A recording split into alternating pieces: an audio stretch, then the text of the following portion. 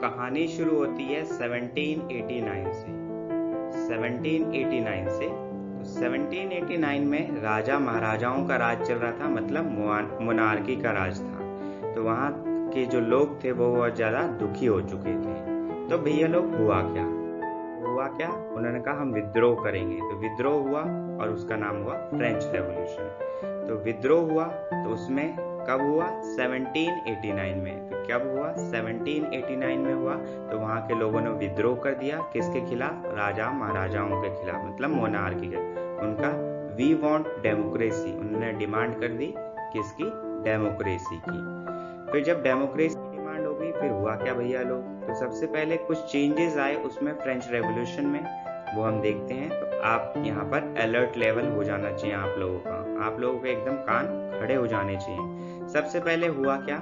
Monarchy से जो power थी वो कहाँ आ गई? आम जनता में आ गई। ठीक है। तो फिर उसके बाद हुआ क्या? वहां पर एक नया फ्लैग लाया गया, जो कि किस कलर में था? ट्राई कलर में था। ट्राई कलर में जब फ्लैग आ गया तो वहां पर एक फ्रेंच नेशनल लैंग्वेज बनाई गई। तो भैया लोगों ने कहा कि हम फ्रेंच को क्या मानेंगे? नेशनल लैंग्वेज मानेंगे। नेशनल लैंग्वेज जैसे ही बनी, वहां पर नेशनल एंथम भी कंपोज हुआ नया, और कंट्री के लिए ओथ टेकन हुई। किसके लिए? कंट्री के लिए ओथ टेकन हुई। और लास्ट जो फिफ्थ चेंज हुआ, वहां पर east state general common people का उसको रीनेम कर दिया गया नेशनल असेंबली में। हुआ क्या? वहां पर पहले डिवीजन था, और जो थर्ड ईस्ट स्टेट जनरल था उसको रीनेम कर दिया गया एज अ नेशनल।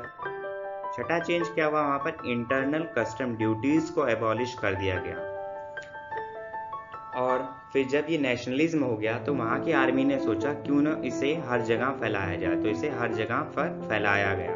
ठीक है। अब के बाद क्या हुआ कि वहां पर सब कुछ बहुत अच्छा से चल रहा था, डेमोक्रेसी चल रही थी, लेकिन वहीं पर उस समय क्या हुआ? बंदूकें चली, तलवारें निकली और सबको खत्म कर दिया गया। हुआ क्या? खत्म कैसे कर दिया गया? वहां पर हुई नेपोलियन की एंट्री। किसकी एंट्री? नेपोलियन चचा की एंट्री। तो इन्होंने क्या किया? 1799 से 1815 तक राज किया। 1815 तक, दोबारा मैं बोल रहा हूँ 1815 तक। अब ऐसा तो था नहीं कि ये सोते रहेंगे, तो ये लोग लेके आए एक सिविल कोड ऑफ 1804। अब नेपोलियन लाया तो इसको हम क्या बोलेंगे? नेपोलियन कोड भी बोलेंगे। ठीक है। तो अब फिर से नेपोलियन कोड ऑफ 1804 या फिर सिविल कोड ऑफ 1804 में क्या क्या हुआ। तो फिर से आपके यहाँ कान खड़े हो जाने चाहिए, क्योंकि ये इम्पोर्टेंट है। सबसे पहले क्या हुआ भाई? सब में समानता आ गई, मतलब इक्वालिटी बिफोर लॉ, मतलब यहाँ पर कोई राजा महाराजा नहीं भाई, सब एक बराबर। दूसरा, राइट टू प्रॉपर्टी आ गया भाई, मतलब मेरी प्रॉपर्टी मेरी है। उसके बाद फ्यूडरल सिस्टम को एबॉलिश कर दिया गया, मतलब वहां पर उस समय जो डिवीजन था वो किंग, नोबल, नाइट्स, पीजेंट्स, इसमें डिवाइस था, उसको खत्म कर दिया गया, मतलब पीजेंट्स को फ्री कर दिया गया। अब पीजेंट्स को सर्फडम से फ्री कर दिया गया, मतलब उस समय पीजेंट्स को जबरदस्ती काम कराया जाता था, वहां से फ्री कर दिया गया। तो मस्त बोला गया अब तुम आजाद हो, तुम लोग जाओ मौज करो। उसके बाद क्या हुआ? गिल्ड रिस्ट्रिक्शंस को रिमूव कर देगा। तो इससे हुआ क्या? वहां पर ट्रेड आने जाने में कोई समस्या नहीं, वहां पर आराम से आप आ जा सकते थे। फिर ट्रांसपोर्टेशन और कम्युनिकेशन सिस्टम को बहुत अच्छे से इंप्रूव किया गया वहां पर। ये बात देखते हैं तो सब जब सिविल कोड आया तो सब सोच रहे थे कि ये बहुत अच्छा है, लेकिन इसके कुछ ड्रॉबैक्स भी थे।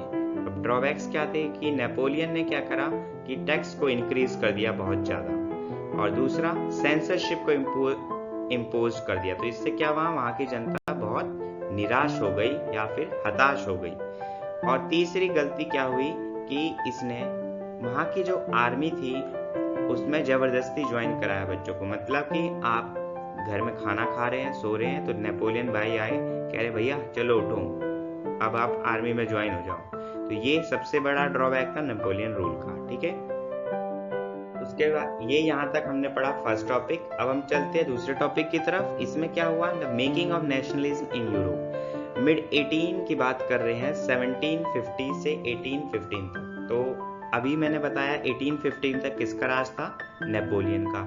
तो उससे पहले हम देखते हैं सोसाइटी डिवीजन की बात करते हैं। सोसाइटी डिवीजन क्या हुआ? तो नेपोलियन के राज के बाद से नेपोलियन के राज तक सोसाइटी डिवीजन देखते हैं। तो सोसाइटी हमारी बेसिकली मिड 18th सेंचुरी में 2 पार्ट में डिवाइड थी, लेकिन वो बेसिकली 3 में कन्वर्ट हो गई बाद में। उस समय कोई नो नेशन स्टेट नहीं था, कोई भी नेशन स्टेट नहीं था। नेशन स्टेट क्या होता है? नेशन स्टेट वो होता है जो common language, common history, common tradition, common government agree से एक बनाए, जैसा कि आजकल हमारे इंडिया में होता है या हर जगह होता है। तो उस समय कोई नेशन स्टेट नहीं था। तो भाई जब नेशन स्टेट नहीं था तो हमारे पास ये आइडिया कहाँ से आया नेशन स्टेट का? तो भैया लोग हम कह रहे हैं रुक जाओ हम बताते हैं। तो बात करते हैं यूरोप की। तो यूरोप उस समय क्या था? यूरोप में एरिस्टोक्रेसी थी। एरिस्टोक्रेसी मतलब वहां पर रिच पीपल थे, वो बहुत लैंड ओइंग क्लास होती थी। लैंड ओइंग क्लास मतलब जिनके पास जमीन होती थी, और वो ज्यादातर फ्रेंच स्पीक करते थे, क्योंकि वो मानते थे कि अमीर लोग हैं फ्रेंच बोलेंगे। और ये छोटे छोटे ग्रुप्स में रहते थे, और वहां पर ये जनरली कनेक्ट किससे रहते थे? भाई शादी से एक दूसरे से कनेक्ट रहते थे इनकी फैमिलीज, और ये यूनाइटेड वे में रहते थे, इनका यूनाइटेड कॉमन वे। दूसरी जो कैटेगरी थी वो थी पीजेंट्स की, पीजेंट्री। अब ये मेजॉरिटी ऑफ पॉपुलेशन की थी, मतलब किसान लोग की बात कर रहे हैं, ये बहुत ज्यादा पॉपुलेशन में थी। इसके बाद हुआ क्या? वहां पर ये एरिस्टोक्रेसी लैंड को देखते थे, मतलब जो अमीरों की लैंड थी उस पर खेती बाड़ी करते थे या उनको देखते थे। तो जब ये 2 लोग थे, फिर तीसरे कौन आ गए? तीसरा क्या हुआ? वहां पर इंडस्ट्रियलाइजेशन जैसे ही बढ़ा तो वहां पर एक मिडिल क्लास उभर के आई। तो मिडिल क्लास में कौन कौन थे? इंडस्ट्रियलिस्ट, बिजनेसमैन और प्रोफेशनल्स लाइक टीचर्स एक्सेट्रा। तो जो प्रोफेशनल्स थे, इंडस्ट्रियलिस्ट थे, बिजनेसमैन थे, इनके दिमाग में 2 आइडियाज आए। सबसे पहला आइडिया तो आया नेशन स्टेट का। तो नेशन यूनिटी क्या होती है? इन्होंने कहा तो नेशन यूनिटी वो होती है जहां पर आप common culture, common language, common tradition, common history की बात करते हैं। दूसरा आया लिबरल नेशनलिज्म। अब लिबरल नेशनलिज्म क्या होता है? तो देखते हैं लिबरल नेशनलिज्म। अब आपके दोबारा कान खड़े हो जाने चाहिए यहाँ पर, क्योंकि लिबरल नेशनलिज्म क्या होता है इसके कुछ पॉइंट्स देखते हैं। सबसे पहली बात तो सबको आजादी मिले। क्या मिले? आजादी मिले भैया लोग, तो सबको आजादी मिले। दूसरा इक्वलिटी बिफोर लॉ, सब एक बराबर हो, कोई भी यहाँ राजा महाराजा ना हो। तीसरा कि कोई गवर्नमेंट जो थी बनी वो एज कंसेंट से बने, मतलब आपकी सहमति से बने।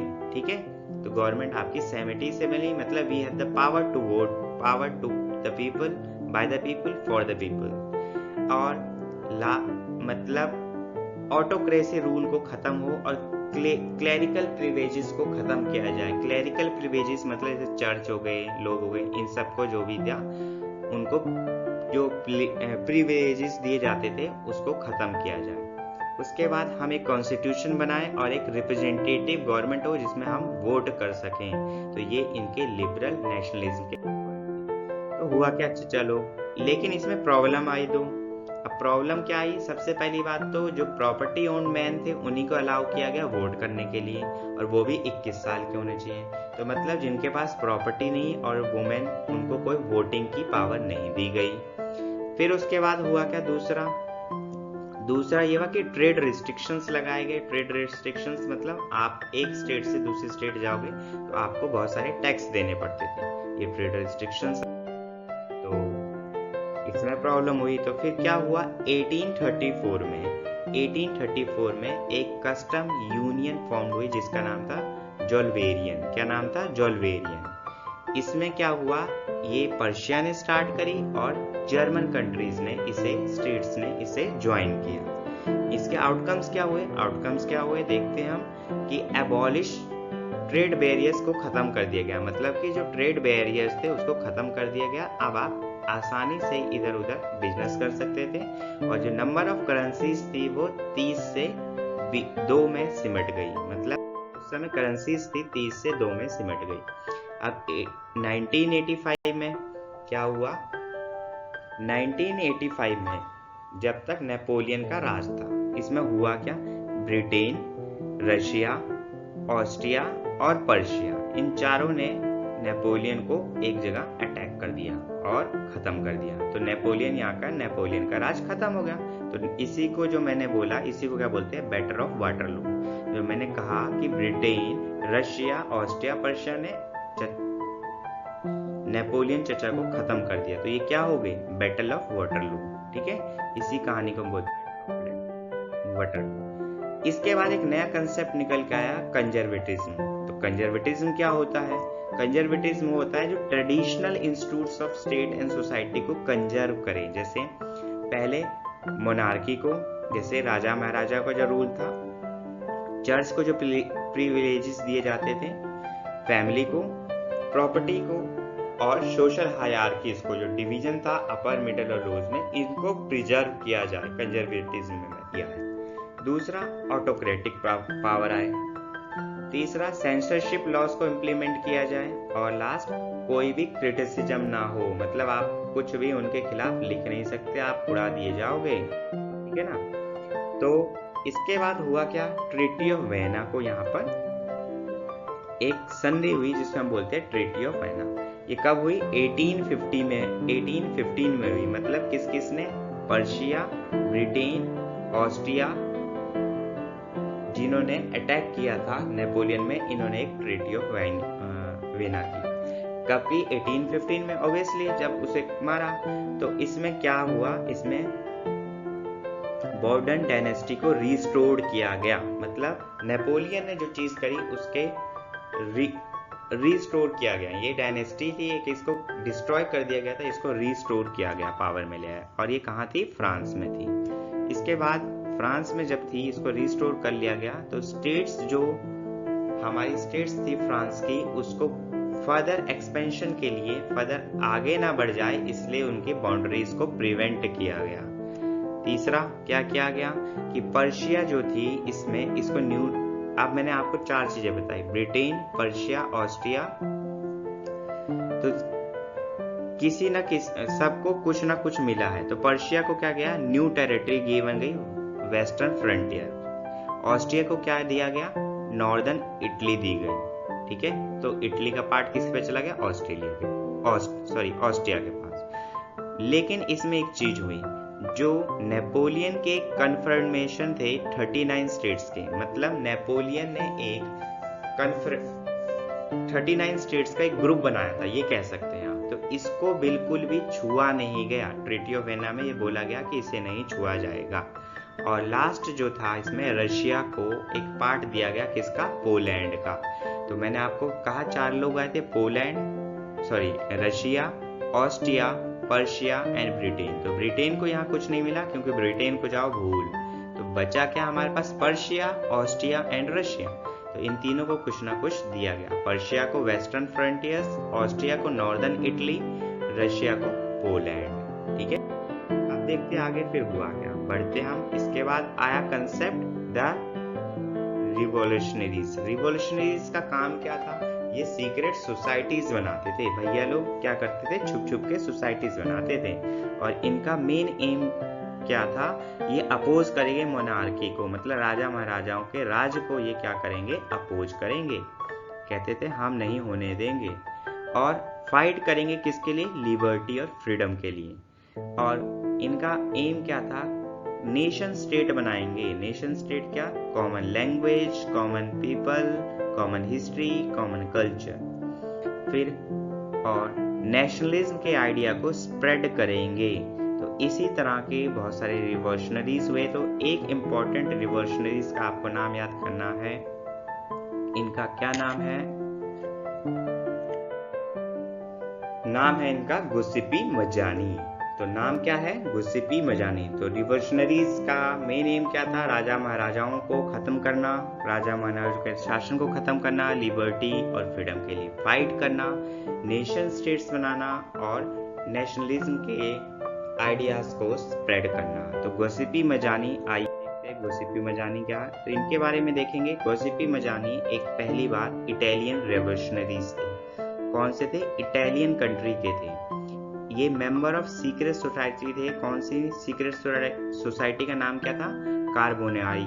ठीक है ना, तो क्या नाम था, ये इंपॉर्टेंट चीजें हैं, आपको याद रखनी है, आपके कान खड़े हो जाने चाहिए यहाँ पर। इसके बाद इन्होंने फाउंडेड करी 2 अंडरग्राउंड सोसाइटीज, बहुत सारी सोसाइटीज बनाई।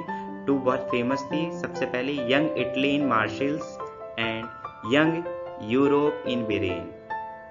उसके बाद इनका मेन एम था यूनिफिकेशन ऑफ इटली, इटली की ये यूनिफिकेशन चाहते थे। ठीक है, तो ये थे गोसिपी मजानी के बारे में।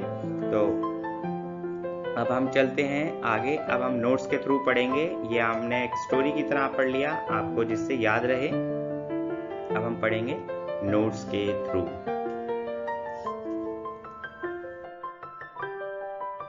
एक बार रिवीजन कर लेते हैं पहले। देखिए 1789 में क्या हुआ था? फ्रेंच रेवोल्यूशन हुआ था। रिवीजन ऑफ डेट्स कर रहे हैं इंपॉर्टेंट। उसके बाद 1799 से 1815 तक किसका राज था? नेपोलियन का। और नेपोलियन 1804 में क्या लेके आया था? सिविल कोड, जिसको नेपोलियन कोड भी कहते हैं। फिर 1815 में क्या हुई? Treaty of Vienna. ठीक। 1834 में क्या फॉर्म हुआ था? कस्टम यूनियन फॉर्म हुई थी, जिसका नाम क्या था? जोल्वे। ठीक है, अब हम देखेंगे नोट्स के थ्रू पढ़ते हैं, फिर आगे आप नोट्स कंप्लीट कर लीजिएगा आज के आज ही। तो आइए अब नोट्स के हिसाब से कर लेते हैं। देखिए आपके जब आप बुक खोलोगे तो सबसे पहले आपको इसमें इस तरह का एक फिगर दिखाई देगा।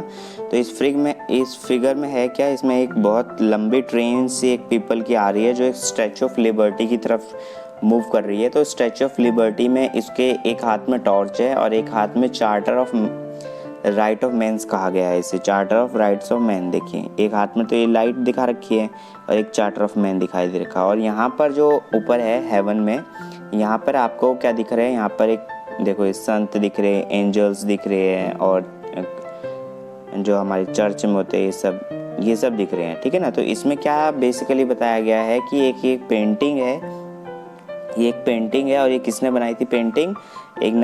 1848 में 1848 में बनाई थी। एक फ्रेंच आर्टिस्ट है फेरिडो सोलिडो, उन्होंने बनाई थी। इसमें 4 प्रिंट्स है जो विजुलाइज कर रहे हैं आपके डेमोक्रेटिक एंड सोशल रिपब्लिक को। किसको? डेमोक्रेटिक एंड सोशल रिपब्लिक्स को। ठीक है।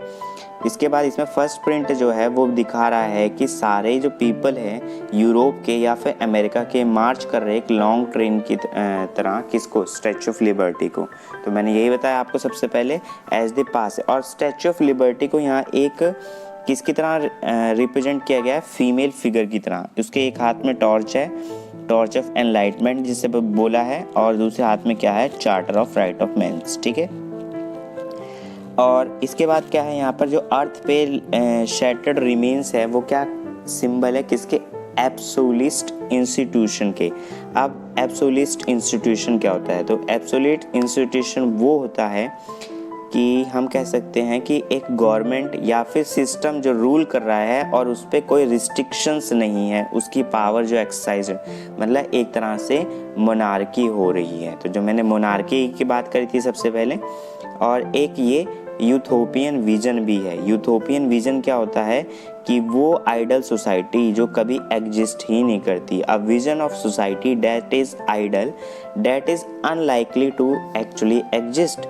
हम ये कह सकते हैं कि वो सोसाइटी जो कभी जीवन में एग्जिस्ट ही नहीं करती, उसको हम क्या बोलते हैं? यूथोपियन विजन कहते हैं। इसमें मैंने ऊपर बताया था जितने भी संत है, एंजल्स है, वो सब क्या है?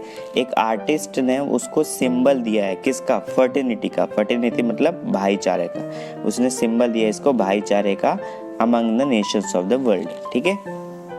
अब देखिए 19th सेंचुरी में हुआ क्या? 19th सेंचुरी में नेशनलिज्म इमर्ज हुई थी एज अ फोर्स। आपको पता है नेशनलिज्म क्या हुई थी? इमर्ज हुई थी एज अ फोर्स। ठीक। अब उसने क्या ब्रॉड? उसने बहुत सारे चेंजेस हुए उसकी वजह से। किस में? Political and the mental world of Europe. Europe के पॉलिटिकल और मेंटल वर्ल्ड में बहुत सारे चेंज हुए ड्यू टू नेशनलिज्म, मतलब राष्ट्र प्रेम की वजह से। नेशनलिज्म का मतलब यहाँ क्या हो गया? राष्ट्र प्रेम के। तो एंड रिजल्ट क्या आया इसकी वजह से? तो नेशन स्टेट ने एक्युपाई कर लिया। मतलब पहले क्या था? मल्टीनेशनल ड्रास्टिक एम्पायर था, एक एम्पायर था यूरोप का। अब क्या आ गया? वहाँ पर नेशनल स्टेट आ गई। नेशन स्टेट आ गया। अब नेशन स्टेट होता क्या है, ये मैं पहले ही आपको एक वीडियो के थ्रू में बताया स्टोरी फॉर्म में। नेशन स्टेट वो होता है, एक सोवेरियन कंट्री होती है या फिर सोवेरियन स्टेट होता है जहाँ पर most of the people same language, same culture, same history को शेयर करते हैं, उसको बोलते हैं नेशन स्टेट। जैसे इंडिया है, यहाँ पर मोस्ट ऑफ द पीपल क्या आपको एक कल्चर में मिलेंगे, एक लैंग्वेज में मिलेंगे और एक ही ट्रेडिशन को फॉलो करते हैं, तो ये क्या हो गया, नेशन स्टेट हो गया। ठीक है ना। तो इसमें एक चीज़ यूज़ हुई है पेब्लिसाइड। तो पेब्लिसाइड एक इम्पॉर्टेंट वर्ड है जो आपकी उसमें यूज़ हुआ है, बुक में आप देखिएगा।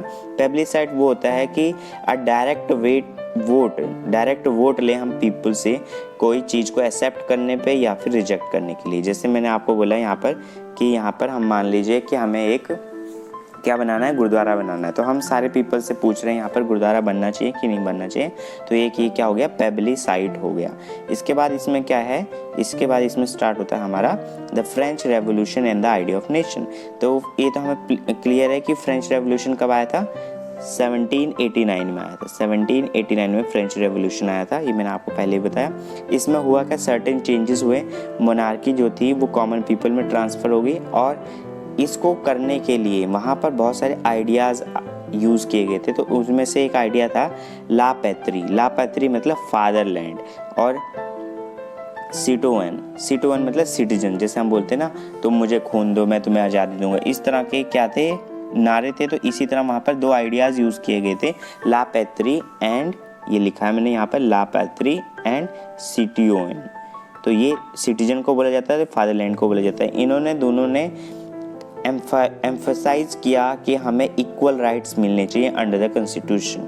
ठीक, आप देखिए चेंजेस क्या क्या कर हुए उस समय फ्रेंच रेवोल्यूशन में। सबसे पहले तो ट्रांसफ़र ऑफ पावर हुई, फिर उसके बाद न्यू ट्राई कलर का एक फ्लैग आया था और न्यू नेशनल एंथम कंपोज किया गया और ओथ टेकन हुई और यूनिफॉर्म लॉ हुआ सबके लिए और इंटरनल कस्टम्स को हटाया गया था और एक यूनिफॉर्म सिस्टम लाया गया वेट एंड मेजर का। इम्पॉर्टेंट चीज़ क्या है, वेट एंड मेजर का भी हम बताते हैं। फ्रेंच वहाँ की नेशनल लैंग्वेज बन गई और स्टेट जनरल को रीनेम किया गया था नेशनल असेंबली में, मैंने आपको अभी बताया था पहले। अब देखिए हुआ क्या, वहाँ पर रिवोल्यूशनरीज जो थे उन्होंने डिक्लेयर किया बाद में कि जो उनका मिशन था और फ्रेंच की डेस्टिनी थी कि लोगों को आज़ाद किया जाए डेपोजिशन से, मतलब बंदी जैसे बांध के लगते हैं ना लोगों को गुलामी से, तो वहाँ के पीपल्स को हेल्प करने का उनका मेन मोटिव था। वहाँ पर हुआ क्या, अब पॉलिटिकल इंस्टेबिलिटी हुई और उसकी वजह से नेपोलियन वहाँ का राजा बन गया। नेपोलियन ने वहाँ पर इसका एडवांटेज लिया पॉलिटिकल इंस्टेबिलिटी का और वहाँ पर वो राजा बन गया। अब नेपोलियन ने राज कब से कब तक करा था, 1799 से लेके कहाँ तक, ये गलत हो गया है, सॉरी 1805, बेसिकली 1815 होना चाहिए था, ये यहाँ गलत हो गया, 1815 होगा। और ये 1804 में यहाँ सिविल कोड आया और उसको नेपोलियन कोड से नाम से भी जाना जाता है। ओके, अब देखते हैं सिविल कोड ऑफ 1804 में क्या हुआ। पहली बार तो जो भी प्रिविलेजेस दिए जाते थे बर्थ पे, जैसे आप कहते हैं कि वो ऊंची जाति में पैदा हुआ तो उसको कुछ प्रिविलेजेस दिए, वो ख़त्म कर दिए गए।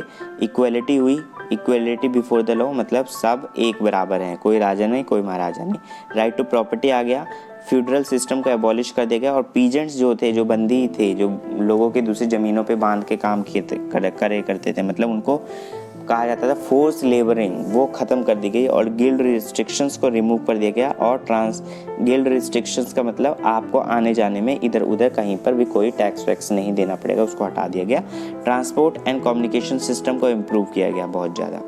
अब इसका कुछ ड्रॉबैक था नेपोलियन रूल का। पहले बात तो टैक्स को इम्पोज बहुत ज़्यादा बढ़ा दिया गया था, सेंसरशिप को इम्पोज कर दिया गया था और उसने फोर्स करा था फ्रेंच आर्मी को ज्वाइन करने के लिए। ठीक है, तो ये हमारा पहला टॉपिक था। अब देखते हैं दूसरा topic, the making of nationalism in Europe. तो the making of nationalism in Europe क्या होता है हमारा, मेकिंग ऑफ नेशनलिज्म हमारे यूरोप की बात जब हम करते हैं तो इसमें उस समय कोई भी मिड 18th सेंचुरी में कोई भी नेशन स्टेट नहीं था। अगेन नेशन स्टेट क्या होता है, जहाँ पर same culture, same tradition, same language को most of the people follow करते हैं। ठीक है, तो ईस्टर्न और सेंट्रल यूरोप में उस समय ऑटोक्रेटिक मोनार्की का रूल चल रहा था। ऑटोक्रेटिक मोनार्की मतलब राजाओं महाराजाओं का रूल चल रहा था। वो कोई भी शेयरिंग, कोई कलेक्टिव आइडेंटिटी या कॉमन कल्चर को शेयर नहीं करते थे। वो हमेशा डिफरेंट पीपल और डिफरेंट लैंग्वेजेस को बोलते थे। जैसे एग्जांपल लेते हैं, वहाँ पर एक हब्सबर्ग एम्पायर था जिसने रूल किया था किसको, ऑस्ट्रिया और हंगरी को। वहाँ के जो पीपल थे वो फ्रेंच भी बोलते थे, इटालियन भी बोलते थे और जर्मन भी बोलते थे। तो देखिए हंगेरियन एक मतलब वहाँ पर हब्सबर्ग एम्पायर में 3 ही तरह के लैंग्वेज बोली जाती है, फ्रेंच, इटालियन और जर्मन। ठीक है, तो अब बात आई कि नेशन स्टेट का आइडिया कहाँ से आया या नेशनलिज्म का आइडिया कहाँ से आया। तो मैंने आपको बताया था कि सोसाइटी वहाँ पर 2 लोगों में बटी थी, लेकिन एक और जो पार्ट है वो उभर के आया। तो सबसे पहले हम देखते हैं एरिस्टोक्रेसी। एरिस्टोक्रेसी मतलब रिच पीपल। वहाँ पर रिच पीपल जो थे वो थे डोमिनेंट क्लास थी, वो मतलब उनका प्रभाव था दूसरों पे।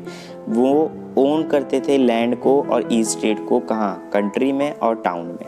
और वो ज़्यादातर क्या बोलते थे, फ्रेंच बोलते थे डिप्लोमेसी के लिए। ठीक है, और छोटे ग्रुप्स में रहते थे और कनेक्टेड किससे थे, मैरिज से। अब दूसरे पार्टी थी वहाँ पे पीजेंट्स मतलब किसान। वो मेजॉरिटी ऑफ पॉपुलेशन था, मतलब बहुत ज़्यादा वही पॉपुलेशन में थे। ठीक है, और दूसरा क्या था, कल्टीवेट कर रहे थे क्या, वो लैंड कल्टीवेट करते थे किसके, एरिस्टोक्रेसी के। मतलब इनकी लैंड को कौन कल्टीवेट करता था, पीजेंट्स कल्टीवेट करते थे। फिर आता है मिडिल क्लास। अब मिडिल क्लास में क्या हुआ कि वहाँ इंडस्ट्रियलाइजेशन हुआ तो वर्किंग क्लास पॉपुलेशन निकल के आई, और उसमें ज़्यादातर कौन कौन थे, इंडस्ट्रियलिस्ट, बिजनेसमैन और professionals like teachers, clerks etcetera. तो मिडिल क्लास एक उभर के आई, पहले 2 ही थे, बाद में ये जनरेट हो गई।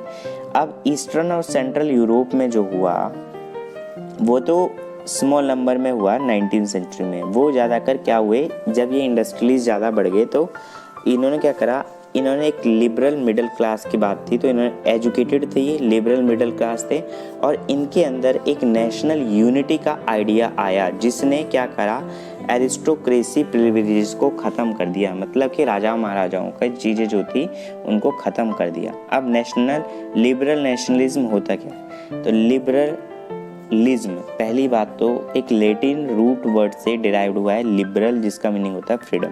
ठीक है, तो freedom for the individual and equality for the law, ये इनका मेन एम था।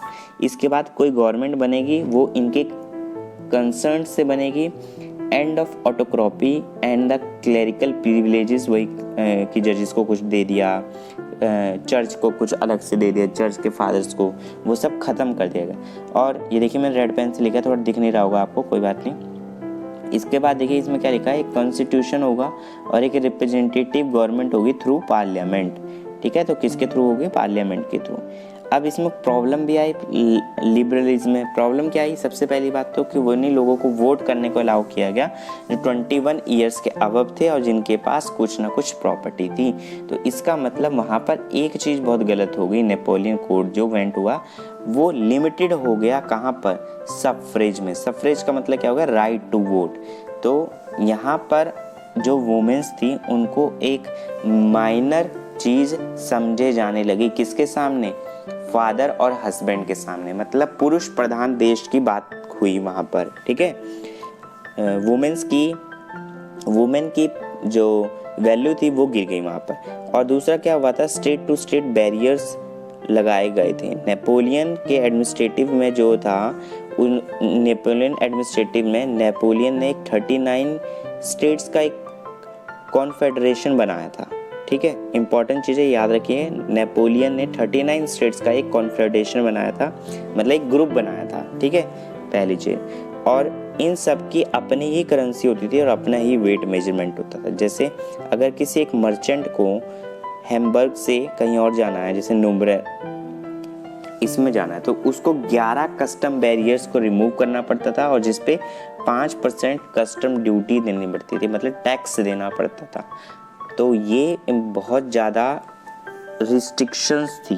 ठीक है, इसके बाद देखते हैं हम कि मैंने आपको बताया था each reason has its weight और द मेजरमेंट। तो ये था क्या, जैसे मान ले टेक्सटाइल मटेरियल था वहाँ पर एली, तो इसमें क्या हुआ, कुछ एक एरियाज में ये मेजरमेंट है, मतलब 54.7, कुछ एक एरियाज में 55.1 है, 65 हो गया, इसमें 53 हो गया। तो सबके अलग अलग मेजरमेंट्स थे और वेट मेजर थे, और ये बहुत ज़्यादा टाइम कंज्यूमिंग थे और कंफ्यूजिंग भी थे। अब उसके बाद हुआ क्या, 1834 में मैंने आपको बताया था एक कस्टम यूनियन बनी, क्या नाम था उसका, जोल्वेरियन, ठीक है। और ये किसने इनिशिएट करी थी, पर्शिया ने, और बहुत सारे लोगों ने ज्वाइन करी थी। कहाँ से, जर्मन स्टेट से, ठीक है। अब इसका आउटकम क्या हुआ, एक तो यूनियन की वजह से एबॉलिश कर दिए गए टैरिफ बैरियर्स, मतलब जो रिस्ट्रिक्शंस लगाए थे वो एबॉलिश कर दिए गए, और जो उस समय करेंसी चला करती थी वो 30 से 2 पे रिड्यूस्ड हो गई, अब फिर 2 ही करेंसी चला करती थी। इसके बाद था कंजर्वेटिज्म। कंजर्वेटिज्म क्या होता है, कंजर्वेटिज्म मतलब एक फिलोसफिकल इम्पोर्टेंस है, जहाँ पर हम एक ऐसा इंस्टीट्यूशन को एस्टेब्लिश करते हैं, कस्टम्स को, जहाँ पर हम ग्रेजुअल डेवलपमेंट की जगह क्विक डेवलपमेंट, क्विक चेंज की बात करते हैं। तो कंजर्वेटिज्म एक तरह से पुराने ख्यालों को कंजर्व करके रखने वाली चीज़ों को कहा जाता था, जैसे मोनार्की वाली हो गई, फैमिली हो गई, फिर फ्यूडरल सिस्टम हो गया, ठीक है ना, सेंसरशिप हो गई, ये सब चीज़ें। अब 1815 में क्या हुआ, ब्रिटेन, रशिया, पर्शिया और ऑस्ट्रिया, कौन कौन, Britain, Russia, Persia and Austria, ये कलेक्टिवली मेट हुए कहाँ पर, वाइना में, ठीक है, वीना में। तो उन्होंने क्या कहा, सेटलमेंट करा यूरोप के लिए। अब इसमें हुआ क्या, इसको होस्ट किसने करा था, ऑस्ट्रियन चांसलर डुक मीटरनिक ने, ठीक है। इनके डेलीगेट्स ने थ्रू करा क्या, ट्रीटी ऑफ वाइना 1815 में, और जो भी चेंजेस हुई थी नेपोलियन वॉर पर, उसको मोस्टली अंडू किया गया। मतलब कैसे, जैसे पहले बोरियन डायनेस्टी डिस्ट्रॉयड हुई थी, उसको रिज्यूम किया गया। फ्रेंच ने अपनी टेरिटरीज लॉस्ट कर दी थी अंडर नेपोलियन ट्रेड के, तो उसको दी गई, ठीक है। A series of states were imposed on the boundaries of France to prevent further expansion in future, ठीक। उसके बाद मैंने बोलता पर्शिया, रशिया, ऑस्ट्रिया को कुछ ना कुछ मिला था। तो पर्शिया को क्या मिला था, न्यू टेरिटरीज, कहाँ पर, वेस्टर्न फ्रंटियर्स में, और किसके, यूरोप के। ऑस्ट्रिया को क्या मिला था, नॉर्दर्न इटली। रशिया को क्या मिला था, पोलैंड। और इम्पॉर्टेंट चीज़ इसमें एक चीज़ हुई थी कि जो नेपोलियन के 39 स्टेट्स का ग्रुप था उसको बिल्कुल भी छेड़ा नहीं गया था, उसको क्या नहीं छेड़ा गया था, उसको बिल्कुल भी छेड़ा नहीं गया था। अब जो कंजर्वेटिज्म रीजन सेटअप हुआ था 1857 में, पहली बात तो राजा महाराजाओं की बात कर रहा था, तो वो क्या हुआ, ऑटोक्रेटिक था। वो कोई भी क्रिटिसिज्म को टॉलरेट नहीं कर रहा था। कोई, आप गवर्नमेंट से क्वेश्चन नहीं कर सकते थे कि आप क्या मतलब आप क्या करना चाह रहे हो, कि गवर्नमेंट ने जो बोल दिया आपको वही करना है, ठीक है। अब देखिए इसमें one of the major issue क्या हुआ था कि लिबरल नेशनलिस्ट ने फ्रीडम ऑफ प्रेस रिकवर, मतलब इन्होंने न्यू कंजर्वेटिव ऑर्डर निकाला, फ्रीडम ऑफ प्रेस, और इसी के थ्रू उन्होंने विद्रोह किया था, और क्या फिर रिवोल्ट किया था, या फिर रेवोल्यूशन किया था। अब द रिवॉल्यूशनरीज, इनका मेन एम क्या था, सीक्रेट सोसाइटीज़ को सेटअप करना, कहाँ, यूरोप के हर एक कोने कोने में, ठीक है। देखो यहाँ लिखा है। फिर इसके बाद अब मैंने आपको बोला था कि एक चीज़ को आपको याद रखना, क्या नाम था उसका, गुस्सिपी मजानी।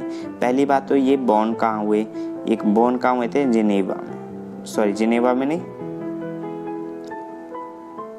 जेनेवा में, ठीक है, 807 में। और इन्होंने एक सीक्रेट मेंबर सोसाइटी डेवलप करी थी जिसका नाम था कार्बोनाई, ठीक है। और ये इटालियन रेवोल्यूशनरीज थे। और एक इम्पॉर्टेंट चीज़ है इनके बारे में कि ये जब यंग थे 24 ईयर्स के, तो इनको एग्जाइल में भेज दिया गया था, मतलब बाहर भेज दिया गया था, कहीं एकदम ले जाके अलग रखना, जैसे बोलते हैं एग्जाइल कर, देश निकाला। इन अटेम्प्टिंग फॉर रेवोल्यूशन इन लुगानिया, तो वो एक रेवोल्यूशन में अटेम्प्ट कर रहे थे, तो इन्हें बाहर निकाल दिया गया। अब इसके बाद इसमें क्या हुआ कि इन्होंने 2 फॉर्म करी थी, क्या, सोसाइटीज़। पहली तो थी young Italy in Marseille and young Europe in Berlin, ठीक है। तो मजानी जो बिलीव करता था कि God has created initiated nations to the people unit of mankind, so Italy could not be continue to do the pack work of small scale and kingdom, ये उनका कहना था। तो मीटरनिक जो थे, जिनकी अध्यक्षता में हमारा क्या हुआ था, ये सम्मेलन हुआ था, कौन सा,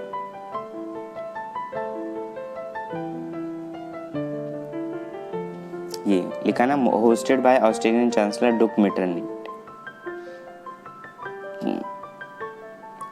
ठीक है। फिर इसके बाद इसमें बस इतना ही, अब मिलेंगे अगले लेक्चर्स में, तब तक के लिए बाय बाय, धन्यवाद। और अगर वीडियो अच्छी लगी हो तो प्लीज़ इसे लाइक करिएगा, शेयर करिएगा और चैनल को सब्सक्राइब करना मत भूलिएगा। धन्यवाद, मिलेंगे अगले लेक्चर में।